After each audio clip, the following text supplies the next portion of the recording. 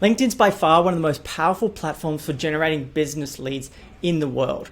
But there's really just one feature, I think, to the platform that makes this the case.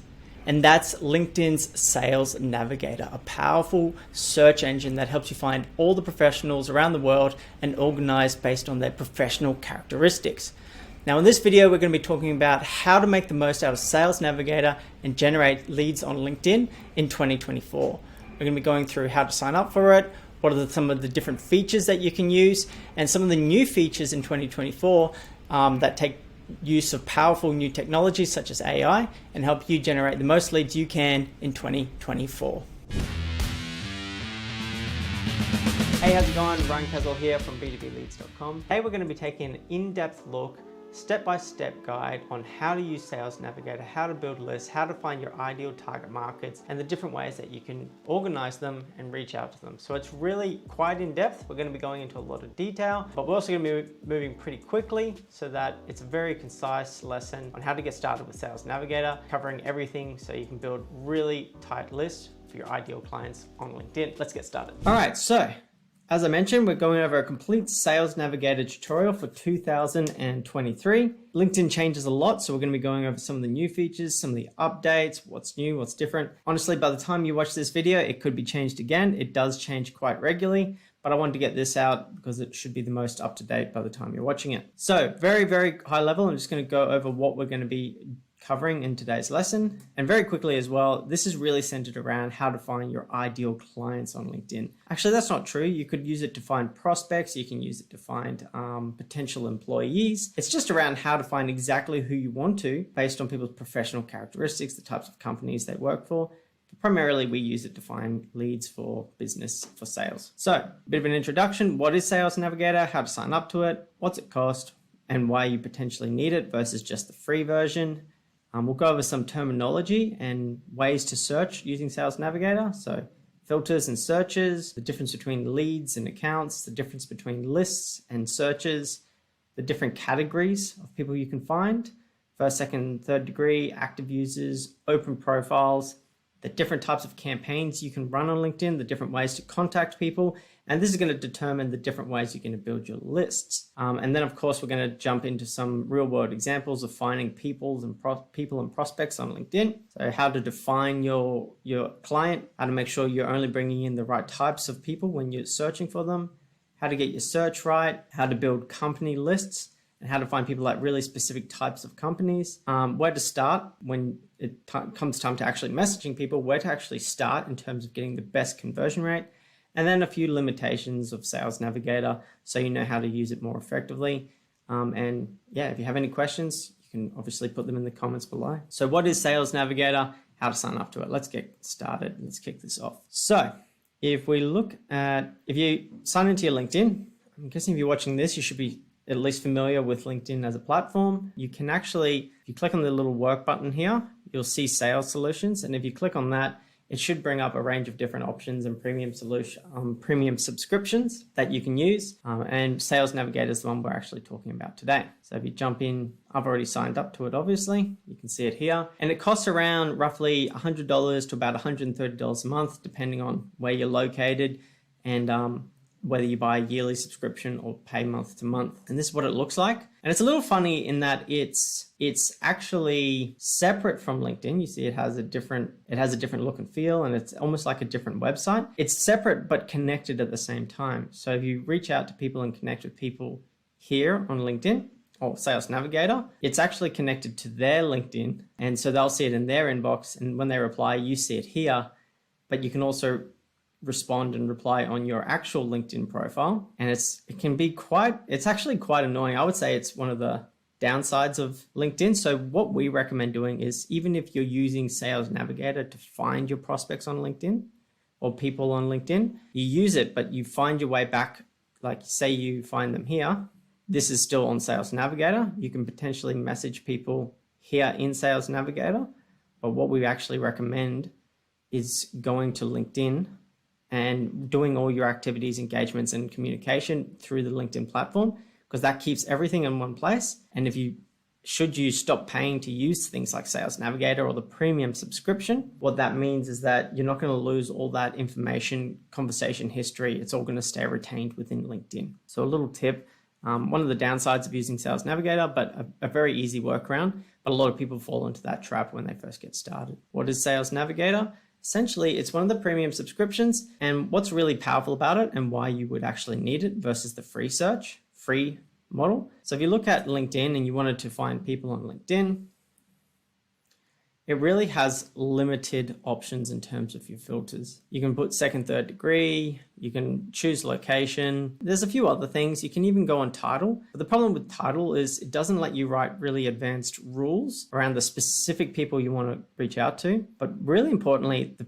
types of people you don't want to reach out to. It's very limited and also doesn't let you save lists, doesn't let you organize them. And there's a bunch of other things like company, headcount, activity, all things that are really useful in Sales Navigator. So the free search is a great place to get started. But if you want to take lead generation seriously on LinkedIn, you got to get Sales Navigator. It's $100 a month.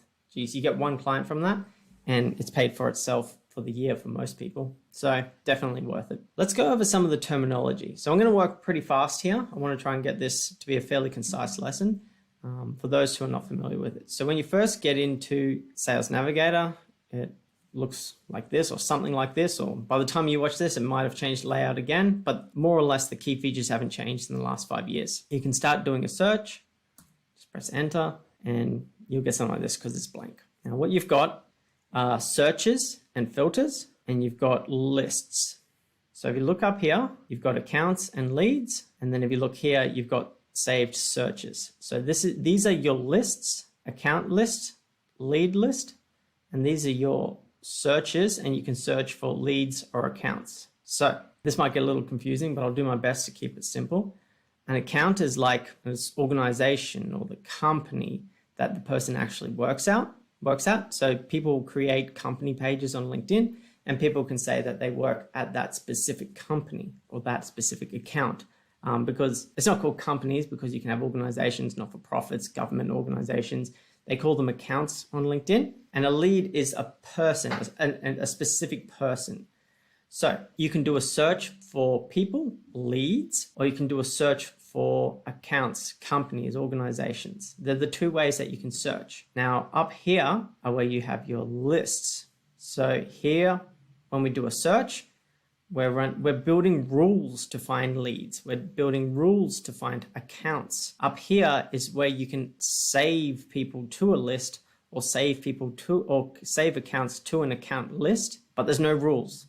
I could save an ice cream store and I could save, head office of Amazon to the same account list, or I could save the CEO of Amazon, and I could save Jerry plumber at, I don't know, I'm not feeling very creative, XYZ plumbing. So there's no rules here, so you can save any people and any account to a list, and you can have various account lists, you can have various lead lists. But when you're doing searches, people that fall into your search have to fit the rules based on the filters that you've set up. Now, depending on who you want to find, you may need to use a combination of both, and we'll touch on that in just a minute. So I just want to get you familiar with what the difference is between the lists and the actual searches. In terms of categories, I've got a little diagram that I'll show you that'll help describe this. But essentially, you've got your first, second, and third degree contacts, active users, and open profiles. So this is a lesson from our paid program, but this is going to be a very up-to-date lesson going over everything that we'd cover in that anyway. So if you think about this big red block here as everybody on LinkedIn, and you do a search or you create a list or you create a filter and you find a specific subset of those people on LinkedIn. You can have first degree contacts within that list of people that you're looking for, which are people who are in your direct network. They're connected with you. If you're familiar with Facebook, they're like a friend on Facebook. You have second degree, meaning they're not directly connected to you, but they're connected to a connection of yours. So second degree contact. And third degree means they're not connected to a connection, but they're one more degree removed from you. So first degree, obviously they're in your network. You can start conversations with them for free. You don't need to connect with them. Second and third, we need to connect. Across first, second, and third degree contacts, you can have what we call active users. And that basically just means people who are using the platform. So if we're trying to reach out to people and start conversations, it's not going to help us if they don't even use the platform. So we have people who are actually using the platform, and we have ways to find who's actually using it as well and try and, for the most part, avoid those who aren't. And then you can have an overlap across these, what we call open profiles. And an open profile is essentially someone that you can use in mails to freely communicate with, and you don't need to connect with them because their profile's open. A lot of people, when you first set up a premium subscription, I think it automatically puts you as an open profile and you have to change it back. So there are a few people with open profiles, but it is a very small percentage of the overall user base. And when it comes to running campaigns on LinkedIn or reaching out to people, this is kind of your sweet spot really here. It's your active users on LinkedIn, people that we know who are using them and who are in your ideal search or target market. Then you can also run, like I said, you can do a search on accounts or companies. And so if you look at this red block as every single company on LinkedIn, and these are the companies that you actually want to work with, then you can actually find these companies, and then you can apply these same search filters on the types of people within those companies as well. So there's a few different ways that you can build lists of people using LinkedIn Sales Navigator. We'll go through some examples of simple ones and more complex ones shortly. So that's enough of the theory. Let's talk a little bit about the different types of campaigns or ways you can reach out to people on LinkedIn, because once again, that's going to determine the type of list that you're going to build or the types of searches you're going to build. So for the most part, we like to run what we call regular or network growing type campaigns. And that would be an example of that. So let's jump in and start having a bit of a play around. So if you come in and you just simply go second and third degree contacts, let's say in Australia. So what I would say is a regular campaign is reaching out to people who you don't know yet or you're not connected with. You reach out to connect with them. So let's open up him as an example. You can connect here on Sales Navigator, but like I said, I recommend doing it through LinkedIn. So keeping everything within LinkedIn, not on Sales Navigator. And then you click on more and you can send a connection message. And then once they connect, or if they connect, then you can send more messages and have an actual conversation with the people. I won't go into the types of ways to connect or the types of messages to send. I've done very detailed videos on that in the past, and there's probably some more coming as well. So that's a regular campaign. Second degree, third degree contacts, people who aren't in your network, reaching out to them to connect so that you can have a conversation with them. The other ways you can communicate with people is people who are already directly connected to you. So we're trying to get people directly connected to us so we can communicate freely. And this is essentially just looking at people in your network. I mean, you go to my network, or you can find, let's just say Bob, someone, I'm sure I'm connected to Bob, people, connections, first degree, Bob Bishop. And you can see you can just directly message them. You don't need to actually request to connect with them. You can just have an open conversation with them. And so that's really where we want to get to on LinkedIn. Now, the other type of campaign you can run or type of way you can reach out to people is using InMail. So let's say someone doesn't want to connect or you just want to get a message in front of them. You can send what's called an InMail. So here you can see she's got an open profile, which means you can InMail without using up your quota of InMails. Now, if that's the case, if they have an open profile, you can actually head to their LinkedIn and message them through LinkedIn. And I'd recommend doing this, like I said, view LinkedIn profile. So you can message them directly here because they have an open profile. But if they don't have an open profile, then you have to message them through Sales Navigator, or you have to use up your InMail quota, and you don't have a lot. So this can work. It works best in higher volumes. For the most part, if you're pretty new to this, I recommend your standard campaign where you're trying to grow your network with new users, second and third degree contacts, get them into your network, and then start conversations with them once they're in your network. Once again, I've got tons of great resources on how to start the conversations, how to get people onto calls. But for the most part, we're just talking about how to find them today, and how you find them will depend on how you want to reach out to them, whether it's first degree, second or third degree, or InMail. So a lot of theory to get through before we sort of jump into the actual filters. All right, so let's say we want to find our people now. So the first thing you need to do is, before you just jump in and start playing around with the filters, you really got to define your target market first. And honestly, you could do this on a scrap piece of paper or just on a blank piece of paper. This is pretty much what we do, our process for finding prospects. And we just start brainstorming. The way I like to do it specifically is coming up with your general rules. What's not going to change? What's your core rules around who are you going to target? What's things like headcount, industry or industries, titles. Titles can change quite a bit, and I like to put them sort of in the more specific rules, but try and think of what are the core rules, what are the more specific ones, or what are the titles of these specific companies, and just have a bit of a brainstorm before you just start playing around with the filters. Although if you are new to this, I guess having a look at the filters will help you determine what you can actually do in terms of brainstorming. If you've done a client avatar in the past, this is going to be really helpful and will help you build out this ideal client as well. Don't be shy as well. Try and brainstorm ideas that you might not have thought about. Sometimes the direct buyer isn't always the best person to reach out to. People further down the line, further up the line, head decision makers, people on the tools. Experiment with lots of different titles, because you never know where the pain is felt the most in terms of your solution, or where you're going to get the best traction. So you might have your head decision makers, you might have your operational leaders, you might have your finance leaders, and just think of the people more specifically, operational HR leaders. And then in terms of coming up with the actual titles, we'll get into that in a minute, but you never want to just say head only targeting head of finance. You want to write rules that'll give you all the head decision makers in finance. So for instance, rather than saying head of finance or director of finance, you might say, write a rule to find all directors and the word finance together. And then you'll come into Sales Navigator and filter on, look for all the filters, expand that. Job title, I'm going to get finance director, director of finance, director of this and that, and finance, managing director, corporate finance. Like, you bring in all the titles that we want. We're writing rules that are going to bring in all the relevant people.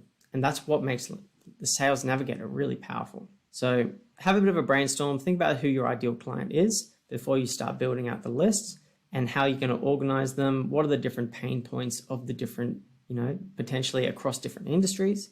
What are the different pain points across the different titles? How we're going to, when you reach out to people, what are you going to say? Is it going to be the same for, your head decision maker, or someone in operations role, or someone in HR? Get specific. Most people do a shit job of this, and that's why they get crap results on LinkedIn. It's because they don't get specific on their target market. Where was I?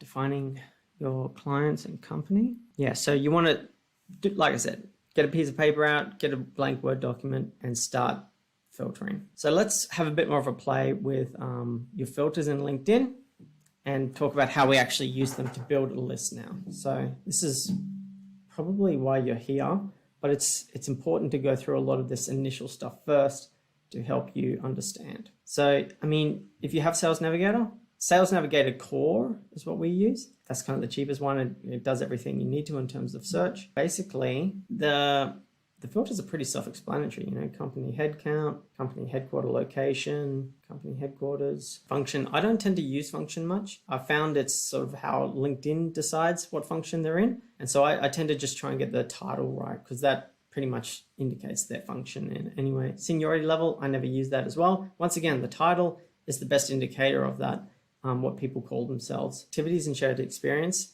This is a really great filter, and we'll come to this later. First, what we want to do is get our search right on the types of people, and then we can find people who are active users using this. And that's a great way to increase conversion rates as you reach out to people. Industry is a really good one.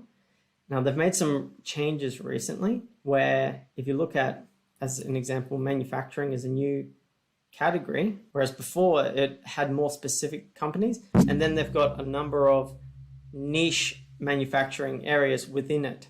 So you got manufacturing, you've got finance leaders in manufacturing across Australia. You can have people who are connections of people years of experience, profile language. Like I said, a lot of these pretty specific. What I want to talk about is something a lot of people don't know is, remember, these are rules here. We're actually writing rules to find people based on titles and things like that.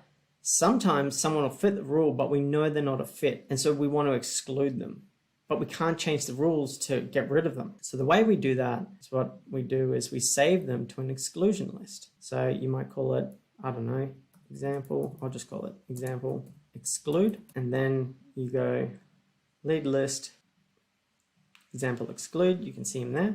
And then I want to exclude everyone on that exclude list. Now that's saving them to a lead list. So you can save people to a lead list that you want to exclude and then say, I want to exclude those people. By the same token, if you say, well, I want to exclude everyone from Adidas Australia. So you can open up Adidas Australia. You can save that account to an account list. Let's call it an example excluded accounts. And then you can come back, got to refresh the page. So this is great if you have a list of companies that you know you don't want to reach out to, existing clients, things like that. Example. So you notice I refreshed the page. Sometimes you need to refresh the page to get the list to actually show. So then I exclude. It'll exclude everyone from that company and anyone that I saved to that exclusion list. So it's a little bit of a roundabout way to do it, but this is the best way to exclude specific companies and specific people. And then you simply just save that as whatever you want it to be. Let's just call it example. And then you can access that through your saved searches. If you're building an account list, you would save it as an account search, and you can see your saved searches under accounts, and you can see your saved lead searches, which are people. Gets a little confusing, I know, because you've got lists and you've got searches, and you sometimes need to use a combination of both. If you have any trouble, just put a comment below and I'll provide some guidance. All right, so getting your search right, it's really just a matter of playing with the filters. The only real tricky part is excluding people. The other way you can exclude people, and this is really useful, is if you're coming back to your core rules on the types of people you want to reach out to, you want to make note of who you don't want to reach out to. And if you haven't done this before, chances are you don't know. So these are some great common terms of people a lot of people want to exclude. So consultants, advisors, coaches, sales, marketing, recruiters find their way into a list. So if you were reaching out to, let's say, IT professionals, head of IT, if you search on IT as a term under title, you might get recruiters or recruiting professionals who recruit IT specialists and things like that. So these are good terms to use as exclusions, and you can do that.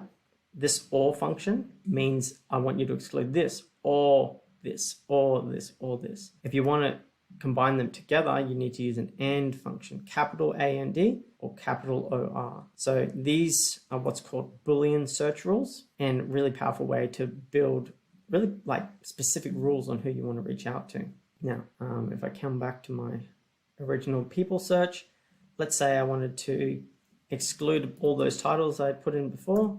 I put them in my job search and then I exclude them. And now it's going to exclude anyone with the word consultant, advisor, etc., in their titles. So that's how you build a list finding the right people.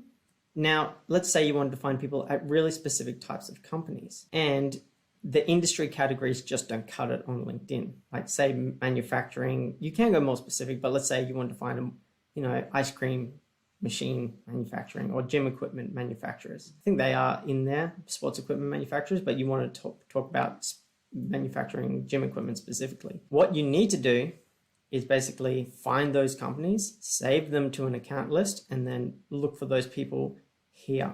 So we do an account search. Let's just go back to home page of Sales Navigator, and we do a search, a blank search, and we do an account. We do headquarter location, Australia, headquarter account. We won't worry about that. And industry, manufacturing, and then, I don't know, gym. Let's say we're looking for gym equipment. We've got 74 results here. What you now need to do is save them to an account list. So we'll call it example gym equipment.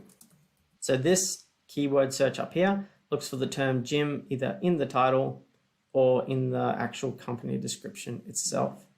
So you've got to go through page at a time. It's a little bit manual, but you've got to save all these guys to that equipment account list. Now, when you come back here and you refresh that page, you should be able to select that account list. Now, because there's only 74 companies and that's a pretty specific title, it may not find anyone. Didn't find anyone. That's fine. We'll just do a general decision maker, rules, director. Yeah, so you can see how it works. This is for really complex or different specific types of companies, and you find specific people at those. But for the most part, most people will get away with just doing a regular search and just using the industry filter. Now, in terms of where to start, so this is how you build the right rules. When you want to actually start, I'd be looking at who are you actually connected to. So if you've built this search rules, see who you are actually connected to. I'll get rid of this one because it's very niche. And that's always a good place to start, especially if there's an existing relationship and you're looking to actually start a conversation with someone. Second and third is also really good. But in terms of where to start, if you have a list of, let's say, thousands of prospects, 110,000, what you want to do is say, well, where's a good place to start? Let's look for active users. And posted on LinkedIn is a great indicator of people who are active on the platform. And what is also really powerful is it's generally easier to build trust closer to home. So, start close to home, look for those active members, and then that's going to give you the best chance of conversion and a great place to start as well in terms of messaging people and reaching out to people. Because otherwise you can see a list of 50,000 strong and you're like, ooh, where do I start? And you'll only be able to see 2,500 of those results. And after that, it's cut off. So you want to make sure the list size is under 2,500 too. So just before we wrap up, some of the limitations of LinkedIn Sales Navigator is, unfortunately, if someone has multiple positions, it can kind of combine them with the rules. So they may be CEO of Bob's Ice Cream Stand, and they may be, working in the warehouse of Amazon. And it may essentially, your rules could be picking them up as CEO of Amazon. And it's kind of frustrating it does that, but that is one of the limitations you've got to be aware of Sales Navigator. It's also based on how people categorize themselves and how LinkedIn categorizes themselves. It's not always up to date. And it's not always accurate. Like I just said, the search size, 2,500, is you've got to make sure if you have a big list and you want to reach out to everyone, you've got to build mutually exclusive lists. So basically lists where they're not going to overlap with each other so that you can find, and each one has to be, under 2,500. Sometimes third degree connections can bring in strange results. People who don't use LinkedIn, no profile pictures, weird sort of robot accounts. So just be aware of that and try and focus on second degree where possible or active third degree. And if it lapses, for the most part, you can reach out to LinkedIn and they can reinstate some of the data sometimes, but for the most part, you lose the lists and all the rules. So make sure if you want to get rid of Sales Navigator, save the list. And if you want to save it outside of LinkedIn, you can basically build a list and you can save the URL. And then if you want to get Sales Navigator again, you can use that URL. One thing to be aware of though, is if I save this list, I won't be able to use it again because it's referencing a saved ID. But if I change it, one thing, and then add that back, if I was to add that English back, now the URL changes from the list ID to the actual rules. It has all the rules up here. So if I copy that, I can paste that down here. It's a massive list, so you might want to nest it, give it a name, insert that link.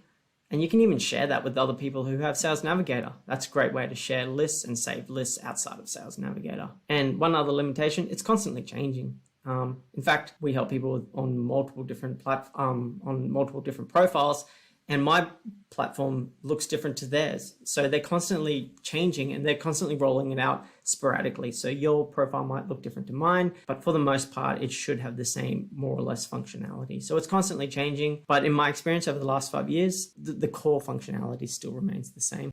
Now, I just wanted to add this section in on new features for 2024, things that have come in over the last year, and also things that are on the agenda from LinkedIn for 2024 and things to keep an eye out for.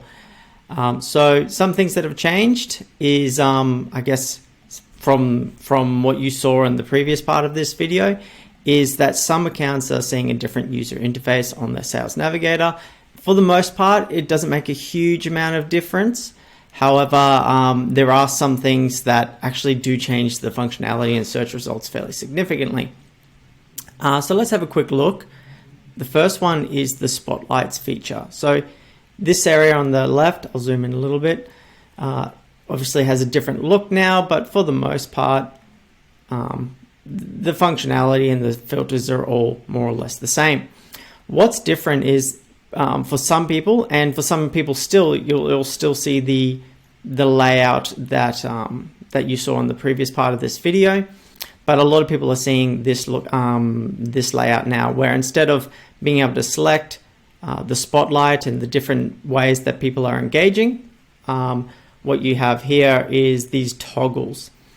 So things like posted on LinkedIn in previous parts, you could select all the different things. Now, why this is different is previously in the past, if you said change jobs in the last 90 days, posted on LinkedIn or mentioned in the news, in the past, it would have looked at this and said someone who's changed jobs, or someone who's posted on LinkedIn, or someone who's mentioned in the news. On the new LinkedIn, or on this new format, what it's looking at is someone who has changed jobs and posted on LinkedIn and mentioned in the news. So it's the difference between, a list of potentially thousands of people, and now it's looking for people that have all of these characteristics, which oftentimes thins your list down to, like, by comparison, let's say you had 1,000 previously, it could thin it down to a list of maybe 1 to 10. So if you do want to see everyone in the same way that it was before, you have to build a list of changed jobs, and then you have to build a list of posted on LinkedIn, and then you have to build a list of mentioned in the news, and then you have to consolidate all 3 lists. I hope that makes sense. So the difference being in the rules, the way it looks at these filters. Previously, on the old format, it was an or function, looking at people who had this, or this, or this, and now it's looking at people who have this and this and this, which is, once you add a few filters, there's very few people who satisfy all of the filters. So that's the first thing just to be aware of. And on this new format, the way you save lists has changed again as well. So let's just build a little list. So let's say Qantas, job title, current job title, use some of our shortcuts. Before, the little save button was down here, before it was up here. Goodness knows why they keep moving it around, but now you have to save the list by clicking this little toggle up here, and it doesn't give you the option to give it a title. Instead, you now have to go to saved searches, find the list, edit the list, and change the title of the list here. Save. Unfortunately, I preferred the old layout where it was nice and tight, but now it's adding all this information in here. I guess some people might find that useful. I don't know. I'm just an old man at heart and don't like things changing. Anyway, that's some of the changes to be aware of. This doesn't make a huge difference, but just something to keep an eye out for. Now, AI is all the talk in 2023, and I don't see any change for 2024. There's some new features that are already taking use of AI, and some more to come. From what I've seen, not super helpful just yet with what they've implemented, but I see it will come. It will get better, and it is the future. So probably good to have a bit of an idea of what's there, and be ready for when it does start to get quite good as well. So in terms of AI, they've started to implement AI into their search functionality as well. So you can actually just click on this little thing down here and just do a complete, I think my head's covering that up. You can just use AI and give it very general search terms to find who you want to look for. So like, what's an example? Directors at safety equipment.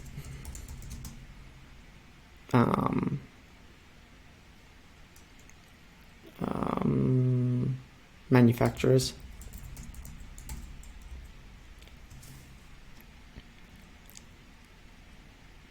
Currently experiencing problems, continue in classic search.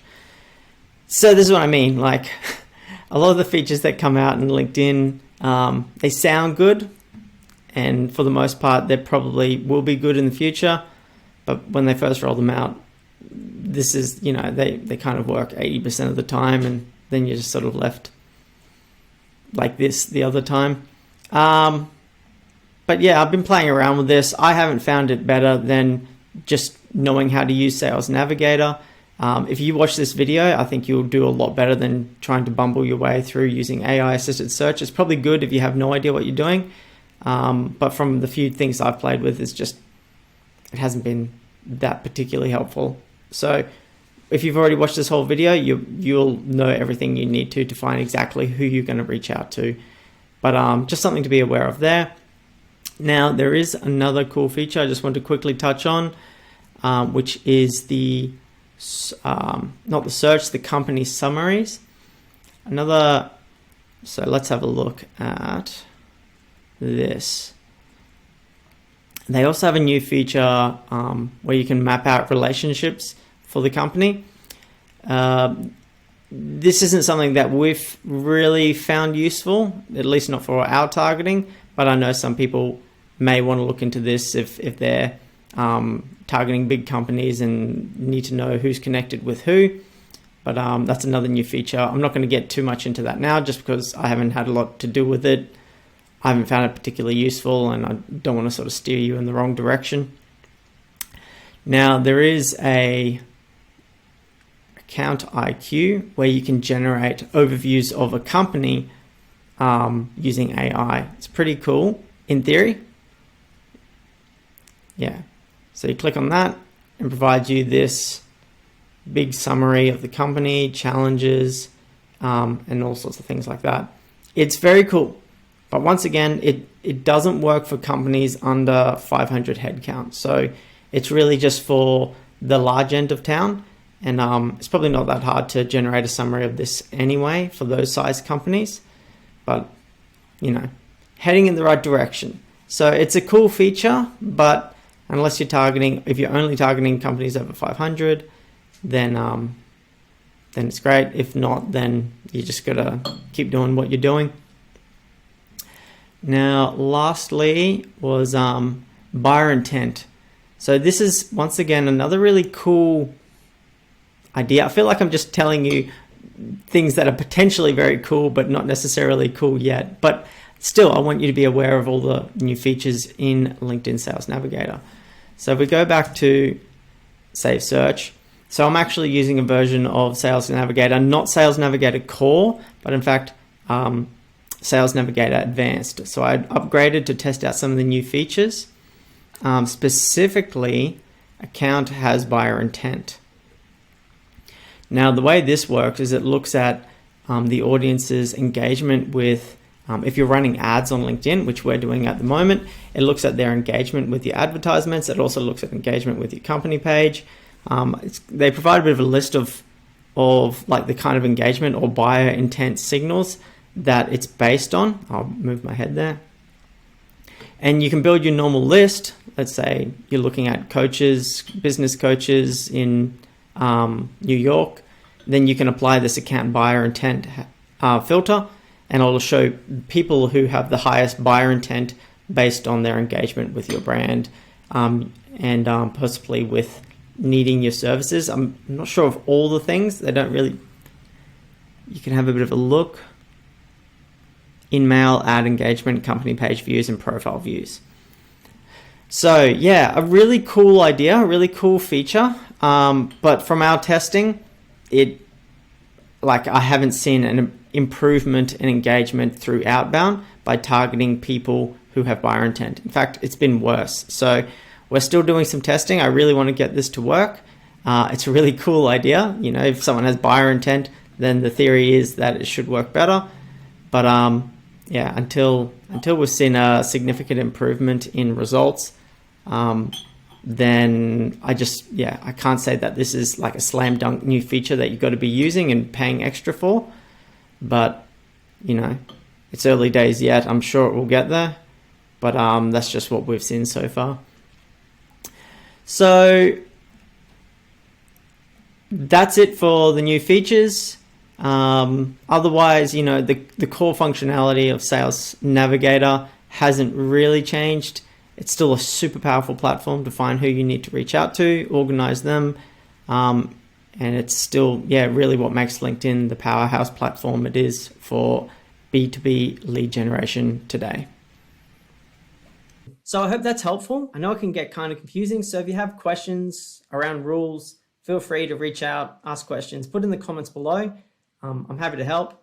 Plus, it helps the algorithm seeing comments. And so it's kind of a win-win. I can help you out and you're helping out the channel to grow as well. Feel free to subscribe if you found this useful, all that kind of stuff. As always, Ryan Caswell from b2bleads.com. Have a great day. Cheers.